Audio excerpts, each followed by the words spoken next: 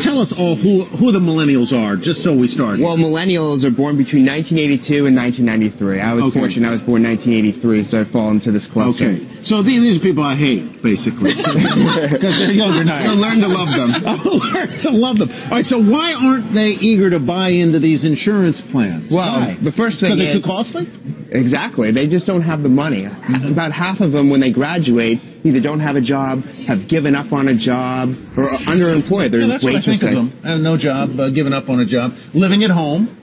That's part of it. 21 million are actually living at home. Staying on their parents' plans, which they can do now until what? Actually, 26. And actually, that's half of them because we're talking 20 to 26-year-olds. And do they think that the usual rules do not apply to them? They actually think they're like superhuman. Yeah. So they will not get sick. Go wrong. Nothing they're could young, go wrong. You know, they're optimistic, and they feel like they're healthy, and they're going to get better anyways if they get sick. They're going to learn some things, aren't they, Dan? They're going to have to. So how do you change their viewpoint and get them, you're a marketer, how do you get them to realize that this is something they ought to consider? Well, I'll tell you what you don't do. You don't have the ads that they have now through Obamacare where you have millennials getting drunk, and you can't disrespect them, so you have to embrace them. You have to show this is going to really help you. Here are the reasons why it's going to help you. And first, we got to try and help you get a job first. But so you've got to get a job. Obviously, you've got to have some income, and you have to... They're worried about student loans. You have student loans, and you have millennials, I'm sure, who say, well, it comes down to, am I going to pay for an apartment? Am I going to pay for a car? Am I going to get out of living with my parents? Am I going to do this? and then last on the priority list,